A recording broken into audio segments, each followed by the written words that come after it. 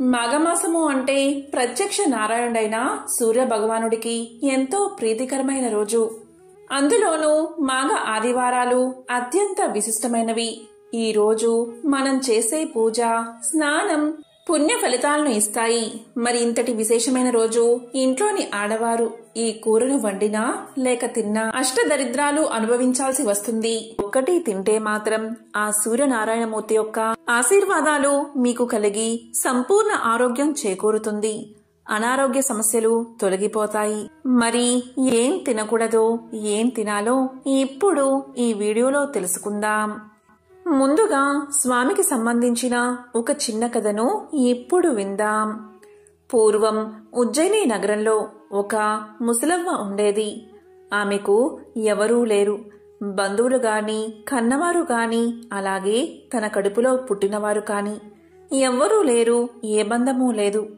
ఆమె దైవభక్తి పరురాలు. తెల్లవారుజామునే లేచి ఆవు పేడతో నీళ్లు చల్లి బియ్య పిండితో అంటే వరిపిండితో ముగ్గులు పెట్టేది. స్నానం చేసి శుచిగా దేవుణ్ణి పూజించేది. అంతవరకు పచ్చి మంచినీళ్లు కూడా ముట్టేది కాదు. ఆ అమ్మ వద్ద ఆవు లేకపోవడం వల్ల పొరుగింటి వారి నుంచి గోమయం అంటే ఆవు పేడ తెచ్చుకునేది. అవ్వ ఏ రోగాలు లేకుండా ఆరోగ్యంగానూ సంతోషంగానూ ఉండడం చూసి పొరుగామె ఎంతో ఈర్ష్యపడేది. నా ఆవు పేడ వల్లనే కదా ఈ అవ్వ ఇల్లు అలుకుతున్నది, సుఖంగా ఉంది. నేను పేడ ఇవ్వకపోతే అవ్వకు సుఖ సంతోషాలు ఉండవు కదా అనుకుని పేడ ఇవ్వడం మానేసింది. ఒకరోజు ఇల్లు అలకని కారణంగా అవ్వ ఆ రోజు తిండి తినలేదు. కాకతాళీయంగా ఆ రోజు ఆదివారం. నీరసంగా దినమంతా పస్తు ఉండి నిద్ర పోలేకపోయింది. రాత్రల్లా ఒకే ఆలోచన, రేపు పేడ దొరక్కపోతే ఉపవాసం ఉండాలి అనుకుంది. కరుణామయుడైన ఆ సూర్య భగవానుడు ఈ చిన్నపాటి కోరిక తీర్చడా అనుకున్నది. కోడి కూతతో పక్క మీద నుంచి దిగి వీధి గుమ్మం వద్దకు వచ్చింది అవ్వ.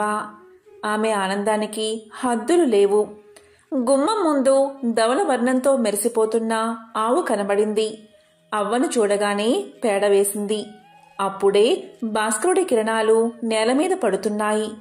అప్పుడు అవ్వ గోవుకు దండం పెట్టి గోమయంతో ఇల్లంతా అలికి సంతోషంగా నిత్య కర్మలు పూర్తి చేసింది.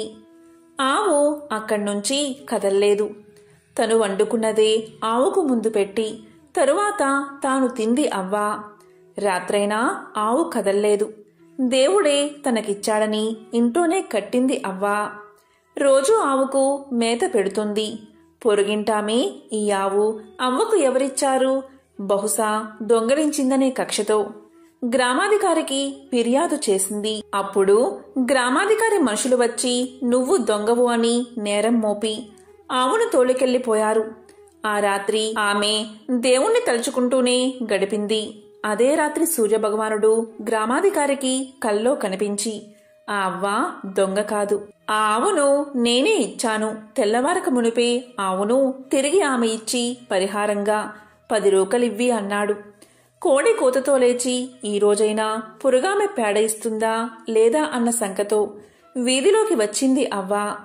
అప్పుడు గ్రామాధికారి మనిషి ఆవును అవ్వకు అప్పగించి, అవ్వ ఈ ఆవు నీదే, నష్టపరిహారంగా మా యజమాని 10 రూకలిచ్చాడు తీసుకో అన్నాడు. ఆదివారం ఆనాటి నుంచి ఆ గ్రామవాసులు ఆదివార వ్రతాన్ని చేయడం మొదలుపెట్టారు. దీంతో అవ్వ ఎంతో సంతోషించి సూర్య భగవానుడికి నమస్కారం చేసుకుంది. ఎవరైతే ఆదివారం ఆ సూర్యనారాయణమూర్తిని పూజిస్తారో వారి జన్మల పాపాలు నశించిపోతాయి. అనంత పుణ్యం లభిస్తుంది. అంతేకాదు రోగ భయాలు ఉండవు. సిరి సంపదలతో ఇల్లు కలకలలాడుతుంది. సూర్యుణ్ణి మనం ప్రత్యక్ష దైవంగా భావిస్తాము.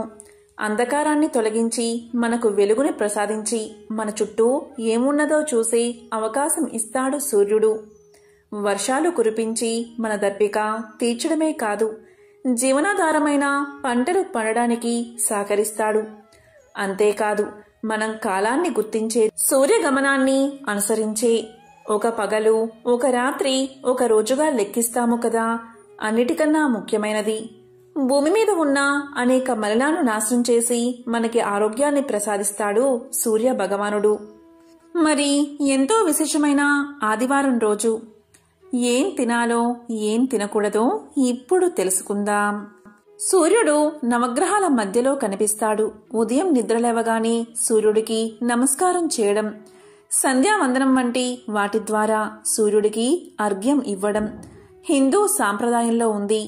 సూర్యుడి రథానికి 7 గుర్రాలని, అవి 7 రంగుల ఇంద్రధనుస్సును సూచిస్తాయని అంటారు. సూర్యుడికి ఇష్టమైన ఆదివారం రోజు మాంసాహారం తీసుకోవడం వల్ల ఆరోగ్యానికి హాని కలుగుతుందని జ్యోతిష్య శాస్త్రం చెబుతుంది. మాంసాహారం తీసుకోవడం వల్ల రోజంతా శరీరాన్ని రజోగుణం పట్టి ఉంచుతుంది. దీంతో ఏ విధమైన భగవత్ కార్యాలు చేయలేరు. ఫలితంగా అనారోగ్యాలు చుట్టుముడతాయి. హిందువుల్లో కొందరు కొన్ని రోజుల్లో మాంసాహారం తినరు. సాధారణంగా శనివారం, శుక్రవారం, సోమవారం, మంగళవారం మాంసాహారం నిషిద్ధం. కొన్ని పండుగలు, వ్రతాలు చేసేటప్పుడు మాంసాహారానికి దూరంగా ఉంటారు. ఉదాహరణకి సాంబ పురాణంలోని సూర్యాష్టకంలో స్త్రీ, తైల, మధు, మాంసాహారం నిషిద్ధం. ఆదివారం కొన్ని రకాల ఆహారాలను తినకూడదని శాస్త్రాలు చెబుతున్నాయి. ఆదివారం మాంసాహారం తినకుండా ఉప్పు లేని భోజనం చేసిన వారికి, ఉపవాసం చేసిన వారికి కోపం తగ్గుతుందట. అంతేకాదు, ఆదివారం రోజు సూర్యుడికి అర్ఘ్యాన్ని ఇవ్వడం వల్ల ఎన్నో ఆర్థిక, ఆరోగ్య సమస్యల నుంచి కూడా బయటపడవచ్చట. ఆదివారం మాంసాహారం మానేసి సూర్యుడికి సంబంధించిన స్తోత్రాలు చదవడం వల్ల, సూర్యోపాసన చేయడం వల్ల అనారోగ్య సమస్యలు తొలగి సంపూర్ణ ఆరోగ్యం కలుగుతుందట. సూర్య భగవానుడికి దేనిని నైవేద్యంగా సమర్పిస్తే ఆ సూర్య భగవానుడి కరుణా కటాక్షాలు కలుగుతాయి అంటే సూర్య భగవానుడికి ఆవు పాలతో చేసిన పాయసాన్ని నైవేద్యంగా సమర్పించి పూజ పూర్తయ్యాక ఆ నైవేద్యాన్ని ప్రసాదంగా ఇంట్లో వారందరూ తింటే చాలు, అనారోగ్య సమస్యలు తొలగి సంపూర్ణ ఆరోగ్యం చేకూరుతుంది. చంద్రుడు మగా నక్షత్రంలో ఉండే మాసమే మాఘమాసం. మాఘము అంటే యజ్ఞము అనే అర్థం. యజ్ఞ యాగాది క్రతువులకు మాఘమాసాన్ని శ్రేష్టమైనదిగా భావిస్తారు. ఈ మాఘమాసంలో చేసే స్నానాలు, దానాలు విశేషమైన పుణ్య ఫలితాన్ని కలిగిస్తాయి. మాఘస్నాన మహత్యాన్ని బ్రహ్మాండ పురాణం చెబుతుంది.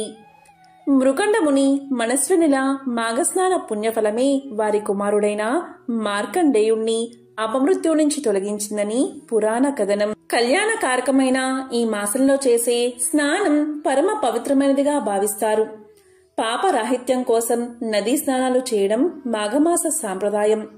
మాఘమాసంలో సూర్యుడు ఉన్న రాశిని బట్టి ప్రత్యూష కాలంలో సూర్యకిరణాలు ఒక ప్రత్యేక కోణంలో భూమిని చేరతాయి. ఆ సమయంలో సూర్యకిరణాల్లో ఉండే అతినీల లోహిత పరారుణ కిరణాల సాంద్రతల్లో మార్పులు వస్తాయి. ఆధునిక శాస్త్రవేత్తలు సైతం మాఘమాసంలో సూర్యోదయానికి ముందు చేసే స్నానాలు చాలా ఆరోగ్యవంతమైనవని, వేగంగా ప్రవహించే నీళ్లల్లో చేసే స్నానాలు శ్రేష్టమైనవి చెబుతారు. ఈ స్నానాలకు అధిష్టాన దైవం సూర్య భగవానుడు.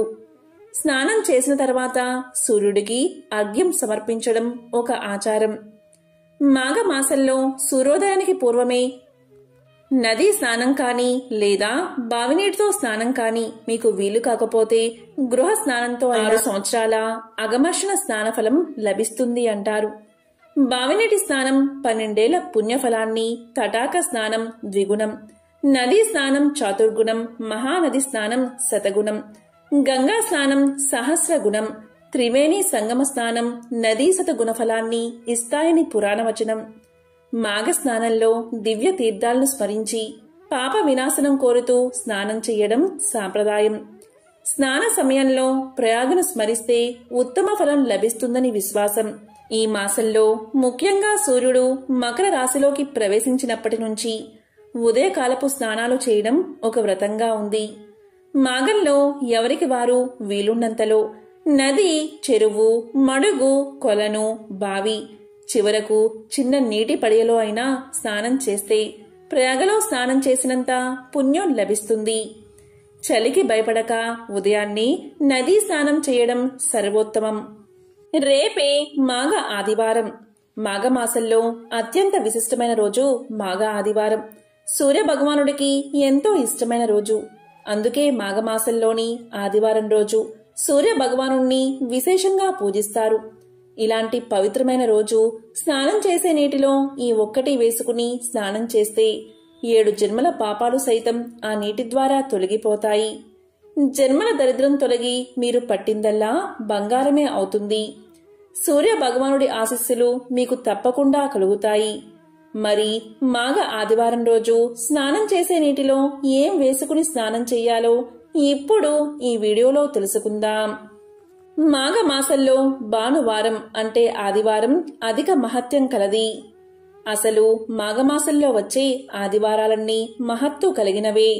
మాఘ ఆదివారం రోజు ఎవరైతే సూర్యుణ్ణి భక్తి శ్రద్ధలతో ఆరాధిస్తారో వారికి సర్వరోగ విముక్తి, పుత్ర పౌత్రాభివృద్ధి కలుగుతాయని పురాణ వచనం. మాఘ ఆదివారం అరుణోదయ వేళ నదీ స్నానం ఎంతో శ్రేష్టం. అరుణోదయ కాలము అంటే సూర్యోదయానికి 1.5 గంటల ముందు కాలాన్ని అరుణోదయ కాలము అంటారు. ఈ సమయంలో నదీ స్నానం చెయ్యాలి, లేదా ఇంట్లో అయినా తప్పకుండా స్నానం చెయ్యాలి. ఇలా చేసి సూర్యోదయ కాలంలో సూర్య భగవానుణ్ణి దర్శించి భక్తి శ్రద్ధలతో పూజించాలి. ఇలా చేస్తే అత్యంత పుణ్యఫలం మీకు దక్కుతుంది. మాఘమాసంలో చాలామంది నిత్యదాన వ్రతం చేస్తారు. అంటే మాఘమాసంలో ప్రతిరోజు సూర్యుడికి పూజ చేసి పిడికెడు బియ్యం ఒక పాత్రలో పోసి భద్రపరుస్తూ ఉండాలి. ఇలా 4 రోజులు అయిపోయాక ఆ బియ్యాన్ని పేదలకు పంచాలి. దీనిని నిత్యదాన వ్రతము అంటారు. మాఘమాసంలో ఎవరైతే ఇలా చేస్తారో వారి ఇంట్లో ఎటువంటి సమస్యలు ఉండవు. వారి సంతానం అభివృద్ధిలోకి వస్తారు, అనుకున్నది సాధిస్తారు. కుటుంబంలోని వారు దినదిన ప్రవర్ధమానంగా ఎదుగుతారు. అత్యంత మాఘమాస పుణ్యాన్ని వారు పొందుతారు. దీనికి మించిన దానం మరొకటి లేదని పురాణాలు చెబుతున్నాయి.